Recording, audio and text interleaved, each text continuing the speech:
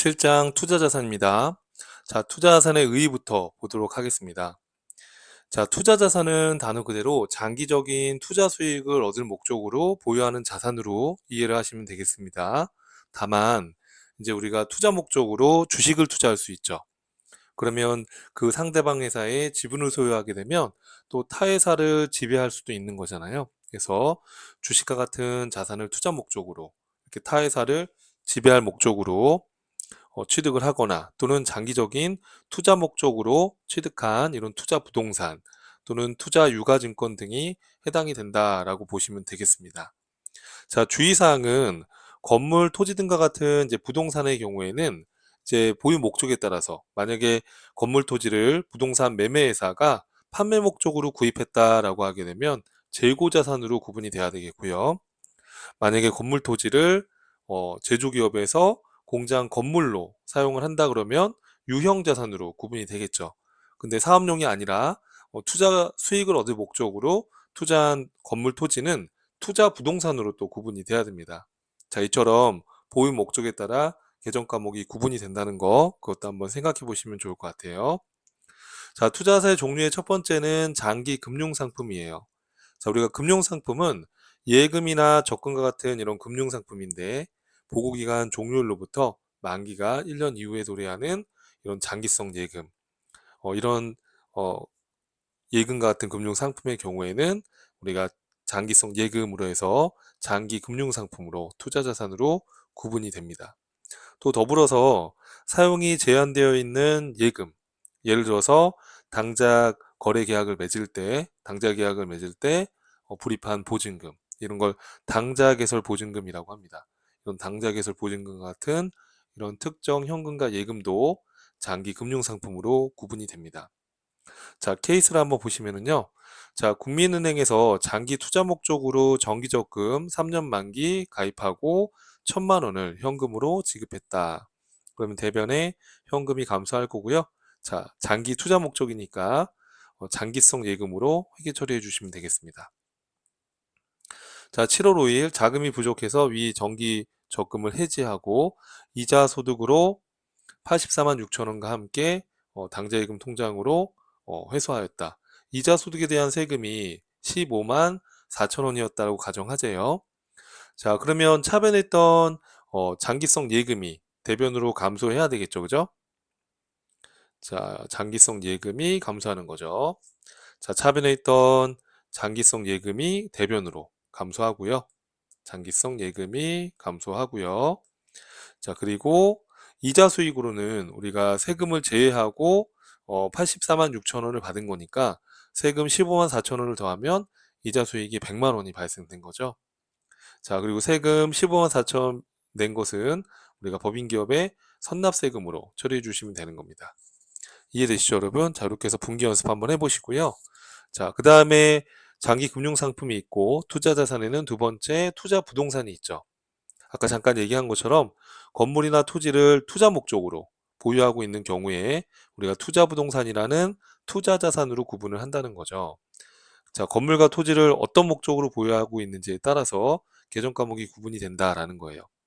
자, 건물 토지를 투자 목적으로 보유한다 그러면 투자 부동산으로, 영업 활동의 사용을 목적으로 갖고 있다 그러면 유형 자산인 토지 건물로, 부동산 매매회사처럼 판매 목적으로 만약에 보유하고 있다 그러면 상품과 같은 재고 자산으로 구분이 돼야 된다는 거 참고하시고요. 자, 문제 한번 케이스 보시면 장기적인 투자 목적으로 토지를 3천만 원의 어음을 발행하여 취득했다라고 돼 있고 토지 취득 시에 취득세 200만 원은 현금으로 지급했다. 자, 보유 목적이 영업활동 사용 목적이 아니라 투자 목적으로 갖고 있기 때문에 그렇죠. 투자 부동산 3,200만 원 취득원가로 인식이 돼야 되고요. 어음을 발행했다라고 되어 있으니까 뭐겠어요? 그렇죠. 미지급금이죠. 어음을 발행했다 하더라도 상거래가 아닐 때에는 미지급금으로 처리해 주셔야 됩니다. 자, 200만 원은 현금을 추가로 지급했으니까 대변에 현금으로 잡아주시면 되겠습니다. 자, 그 다음에 11월 5일 거 위 토지를 3,500에 처분하고 타인 발행 당좌수표로 대금을 수령했다. 타인한테 받은 당좌수표는 우리 회계상으로 뭐죠? 그렇죠. 현금이죠. 자, 투자부동산이 대변으로 3,200이 없어지고요. 300만 원만큼 이익 난 거는 뭐라고 하시면 돼요. 그렇죠. 투자자산 처분 이익이라는 영업 외 수익으로 인식해 주시면 되는 겁니다. 자, 이렇게 해서 여러분들이 한번 정리해 보시고요. 자, 그 다음에 나오는 내용은 3번 유가증권입니다. 유가증권. 자, 우리가 유가증권이라고 하면 주식하고 채권을 유가증권이라고 합니다. 그래서 주식은 지분증권이라고 하고 채권은 채무증권이라고 합니다. 이러한 주식이나 채권을 우리가 보유하고 있을 때 보유 목적에 따라서 다음과 같이 구분을 합니다.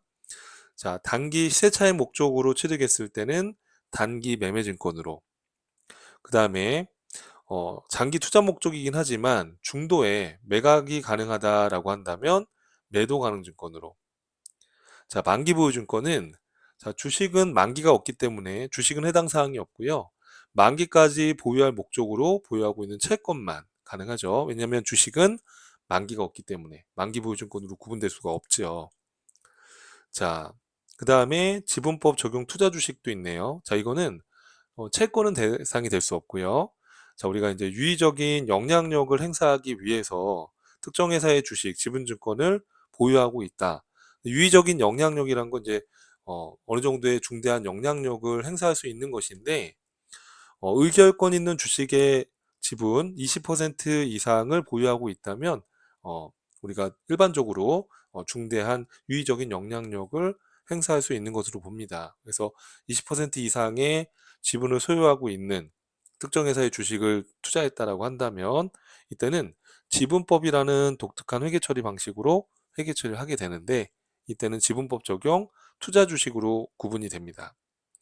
자, 우린 지금 투자 자산을 공부하고 있는데, 참고로 단기 매매 증권은 1년 이내에 현금화가 되는 당좌 자산에 속합니다. 다만 이제 유가증권 편에서 같이 묶어서 여러분들이 학습을 하시는 것이 이해하는 데 도움이 될 것 같아서 설명의 흐름상 투자 자산 쪽에서 설명을 드리는 거니까 참고해 주시면 좋을 것 같아요.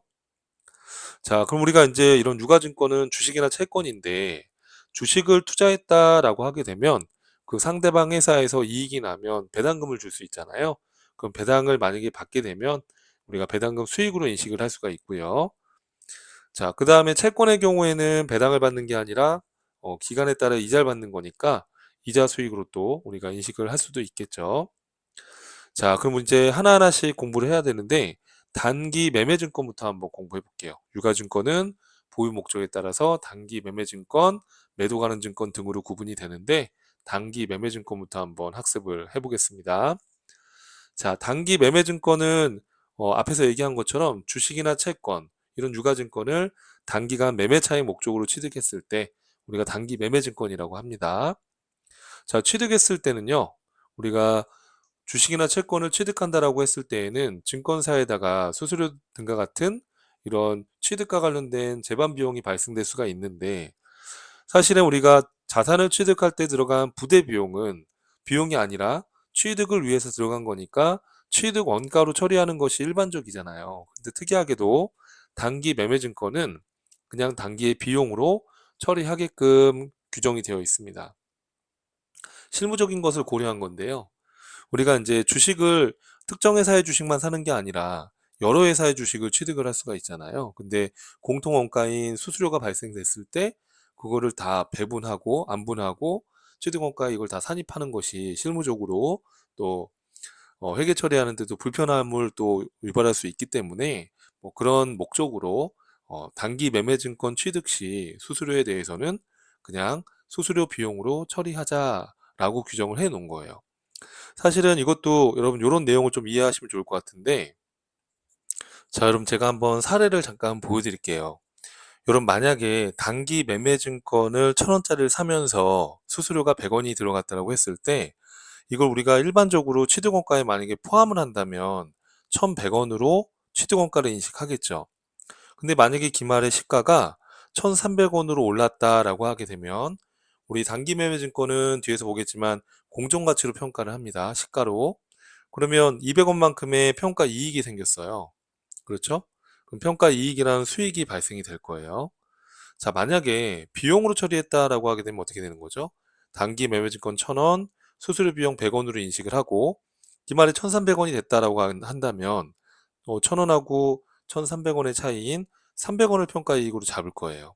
근데 어차피 수수료 비용 200원하고 단기 매매증권 평가이익 300원 하게 되면 회사의 단기 순이익은 200원만큼 늘어나는 거죠. 근데 어차피 취득원가에 포함했다 하더라도 200원만큼 평가이익이 잡히니까 단기 순이익이 200원만큼 늘어나게 되는 거예요. 그러니까 취득원가에 포함을 하든 비용 처리하든 간에 단기 손익에 미치는 영향은 없죠. 기말 시점에 봤을 때. 공정가치로 어차피 평가를 하기 때문에. 그러니까 단기 매매증권은 어차피 취득원가에 산입을 한다 하더라도 실질적으로 기말의 공정가치 평가를 통해서 손익에 미치는 영향이 동일하기 때문에 실무적인 부분을 고려해서 단기 매매증권 취득했을 때의 수수료는 그냥 수수료 비용으로 처리하자라고 규정을 한 거예요. 그렇게 이해를 하시면 될 것 같아요. 자, 그래서 이 케이스에 보시면은 자, 삼성전자의 주식 100주를 주당 6만 원에 취득하면서 증권사 수수료 7만 원을 포함해서 보통예금으로 지급했다라고 했을 때 자, 보통예금 607만 원이 나간 거죠. 자, 그때 7만 원은 수수료 비용으로 처리해 주시면 되는 겁니다. 자, 우리가 일반적인 제조기업이다라고 하게 되면 이 수수료 비용은 손익계산서의 영업 외비용으로 처리가 되는 거예요. 그래서 프로그램 입력하실 때 900번대 코드를 쓴다는 거, 그것도 좀 주의해 주시고요. 자, 그래서 그런 이유들에 대해서 여러분 설명드렸고, 단기 매매증권 수수료 비용은 제조기업의 입장에서는 영업의 비용으로 구분한다라는 거 한번 읽어보시면 될 것 같아요. 자, 단기 매매증권은 우리가 단기간 보유할 목적을 갖고 있는 거예요. 그렇죠?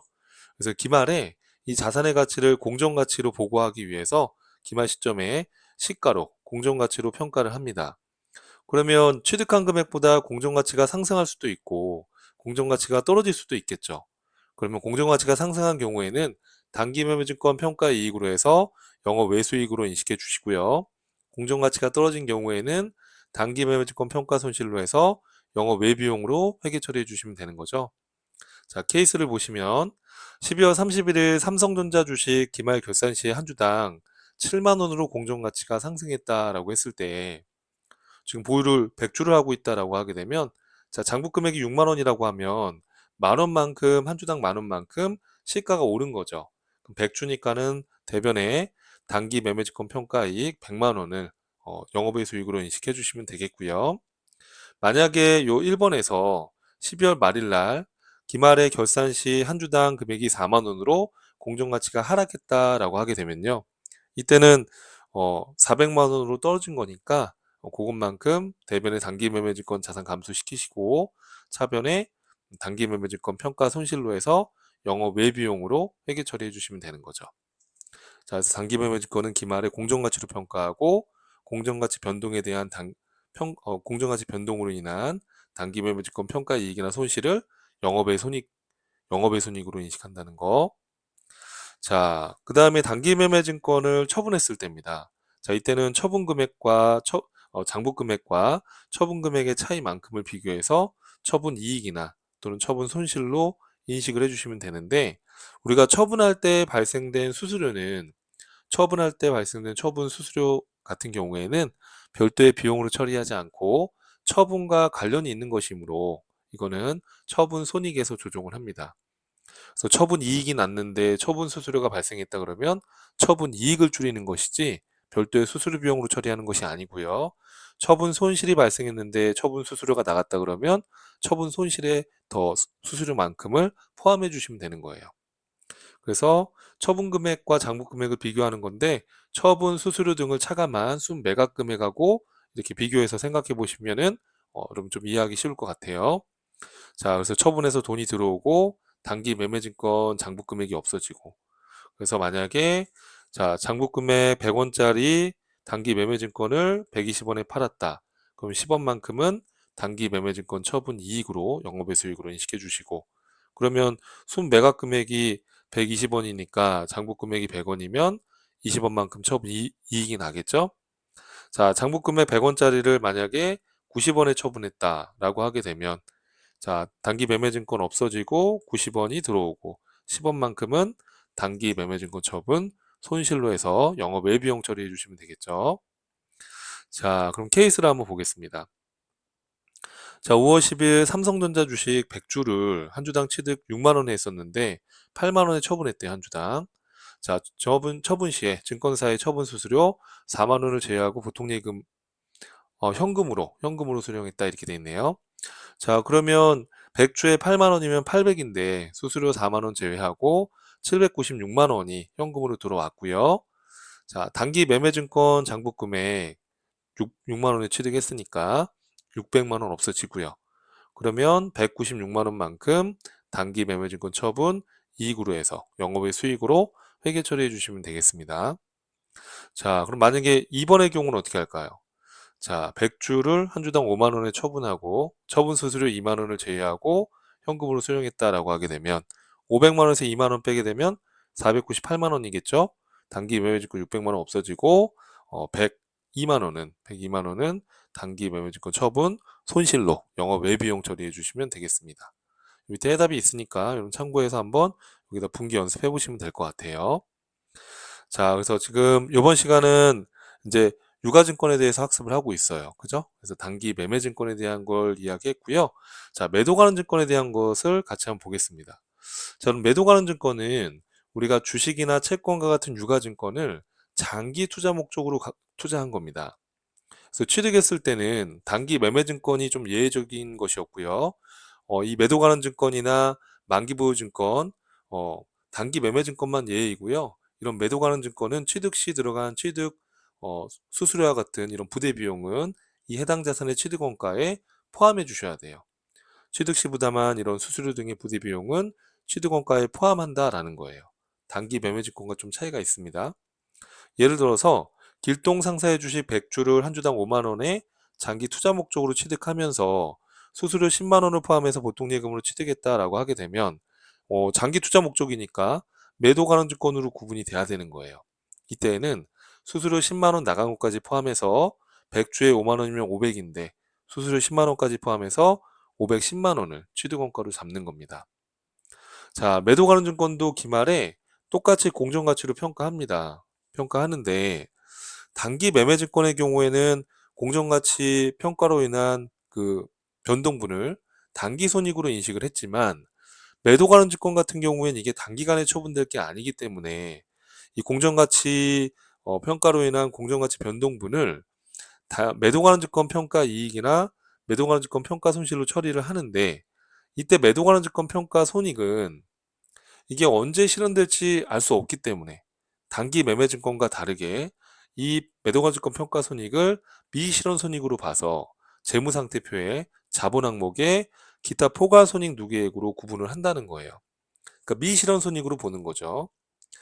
자, 장기 미실현 손익은 손익계산서의 단기 순손익에 반영하지 않고 우선은 재무상태표에 기타 포괄 손익 누계액 자본 항목으로 반영했다가 이게 처분이 돼서 실현이 되는 그 시점에 이 매도 관련 증권 평가 손익을 실현 손익인 매도 관련 증권 처분 손익으로 대체하게끔 규정을 해놨습니다. 자, 이렇게 하는 것이 성과 보고를 할 때 왜곡된 성과 보고를 하지 않게 되는 것이죠. 만약에 매도 관련 증권 평가 이익이 생겼는데 이걸 손익계산서의 단기 손익에다가 포함해서 보고한다면 실현되지도 않은 이익, 언제 실현될지도 모르는 이익을 단기 순이익으로 보고해서 왜곡된 성과에 대한 보고를 할 수가 있는 거예요. 그러니까 이런 부분을 또 방지하기 위해서 매도 가능 증권 평가 손익은 단기 손익으로 인식하지 않고 재무상태표의 기타 포괄 손익 누계액으로 인식을 했다가 처분 시점에 실현됐을 때 그때 실현 손익으로 대체를 하는 이런 독특한 회계 처리 방식을 취하고 있다는 겁니다. 자, 케이스를 통해서 한번 볼게요. 자, 길동 상사의 주식이 기말 결산 시 한 주당 6만 원으로 공정가치가 상승했다라고 하게 되면 자, 장부 금액은 한 주당 5만 1,000원이래요. 100주를 보유하고 있고요. 그러면 510만 원인데 장부 금액은 지금 600으로 오른 겁니다. 그럼 그것만큼 매도 관련 증권 자산을 증가시키고요. 대변에 매도 관련 증권 평가 이익 90만 원을 잡아 주시는 거예요. 그런데 이 매도 관련 증권 평가 손익은 우리가 평가 이익은 재무상태표에 기타 포괄 손익 누계액으로 인식한다는 거예요. 손익계산서의 영업의 수익으로 인식하는 게 아니고요. 자, 주의하실 거는 자, 매도 관련 증권을 기말의 공정가치로 평가할 때 기존에 만약에 평가 이익이나 평가 손실이 있는 경우에는 서로 상계해서 순액으로 표시하게끔 규정을 해놨어요. 예를 들어서 요 사례에서 매도 관한 증권 평가 손실이 차변에 기존에 10만 원이 있었어요. 10만 원이 있었다. 그러면 요번에 90만 원의 평가 이익이 났을 때 우선은 매도 관한 증권 차변에 있던 평가 손실을 대변으로 먼저 상기하고 나머지 80만 원을 매도 관한 증권 평가 이익으로 처리하게끔 이렇게 매도 관한 증권 평가 이익이나 평가 손실을 서로 상계해서 순액으로 보고할 수 있게끔 규정을 해놨습니다. 자, 요거 주의해 주시고요. 자, 그럼 이제 매도 관한 증권을 처분했을 때는 어떻게 할 거냐라는 거예요. 처분했을 때는.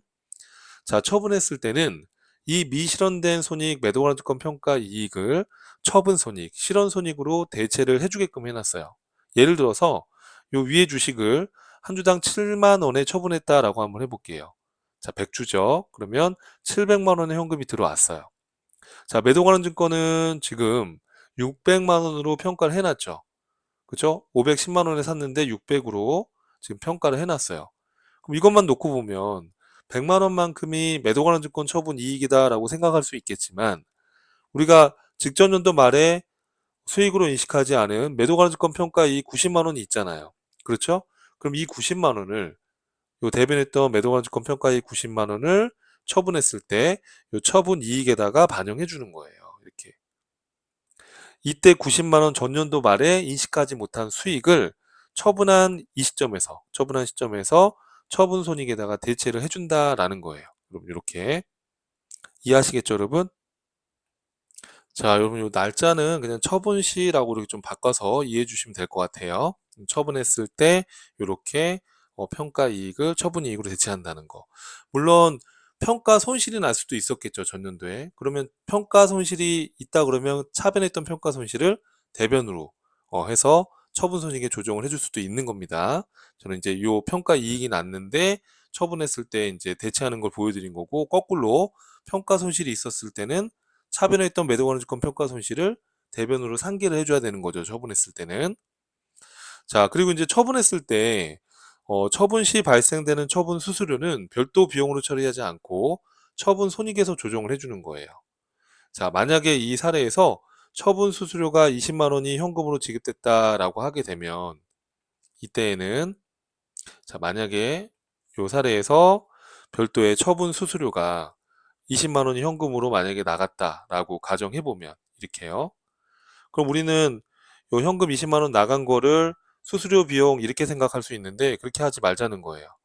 20만 원 이렇게 처분 수수료가 나갔다라고 했을 때에는 이때는 처분 이익 자체를 줄여주는 거예요. 얼마로요? 170만 원으로 줄여서 처분 손익에서 조정을 해주는 겁니다.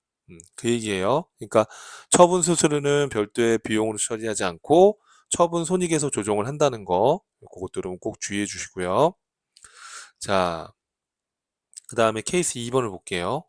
자, 12월 31일 길동상사의 주식 기말결산 시 한 주당 5만 원으로 공정가치가 하락했다면, 예를 들어서 자, 한 주당 장부 금액이 5만 1천 원이었는데 5만 원으로 떨어졌다. 그러면 1,000원만큼 떨어졌는데 100주를 갖고 있으니까 10만 원만큼 매도 관한 증권 평가 손실로 처리해 주시면 되는 거예요.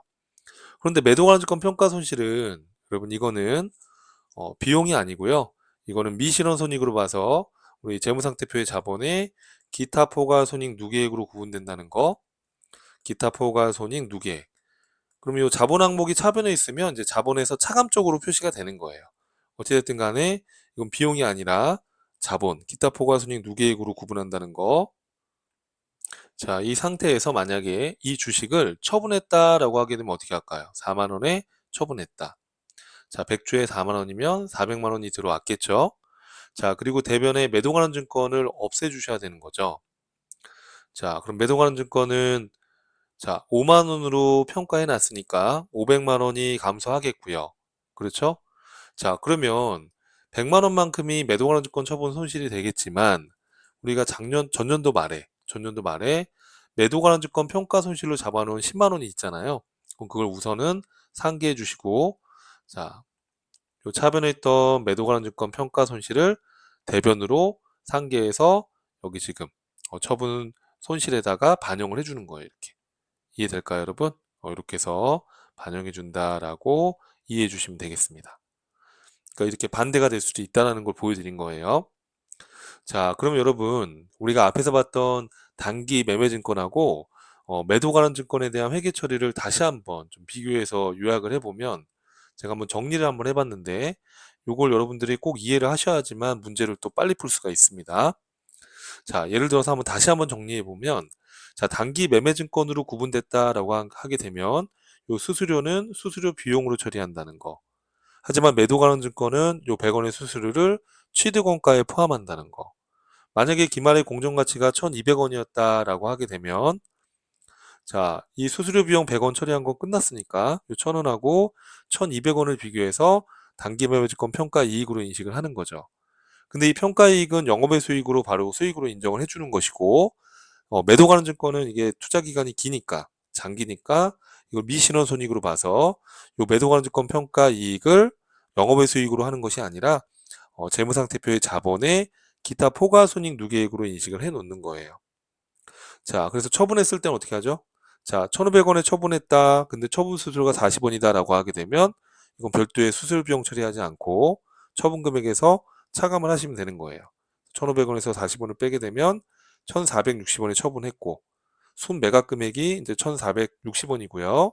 단기 매매 증권은 지금 1,000원에서 2,000원 올려놨으니까 장부 금액 1,200원 없애주고, 그럼 260원만큼이 단기 매매 증권 처분 이익으로 인식이 되면 되는 거예요.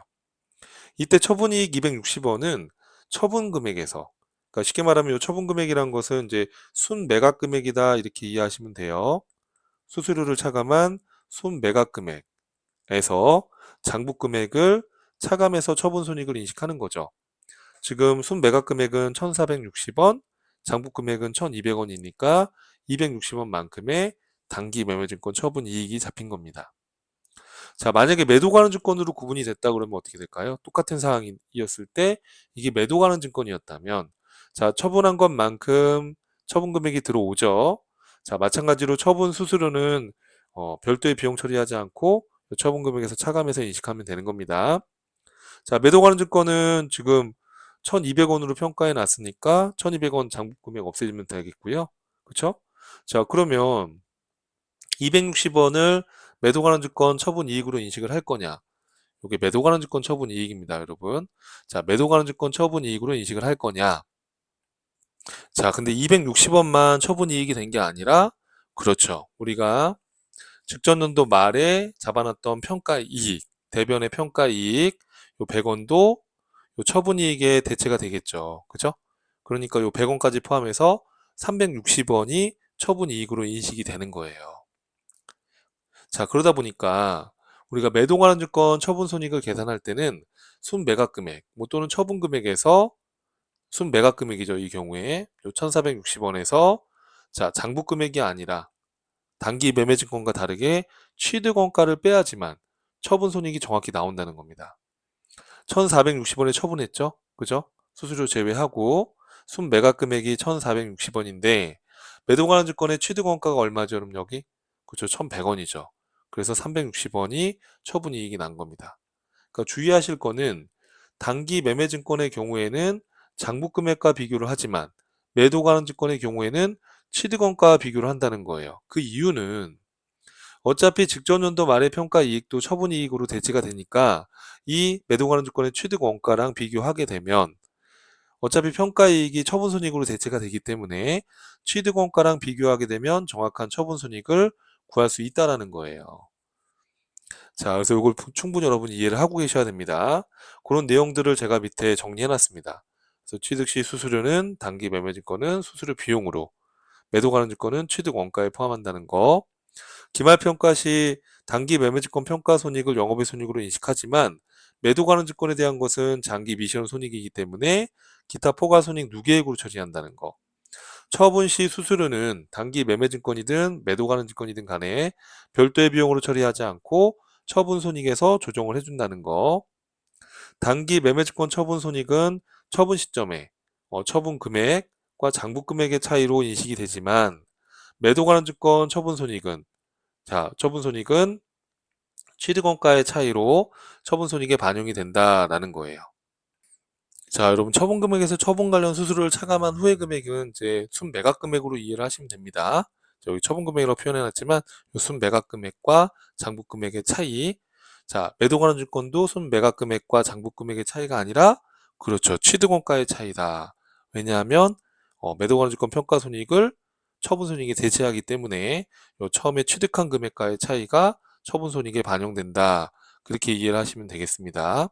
그래서 기말 평가 시 매도 관한 증권 평가손익은 기타 포괄손익 누계액으로 분류했다가 처분 시 당기손익으로 대체가 되기 때문에 이 미실현손익도 실현손익으로 반영되기 때문에 취득원가와 비교해야지만 정확한 처분손익을 인식하게 된다는 거예요. 매도 관한 증권에 대해서는.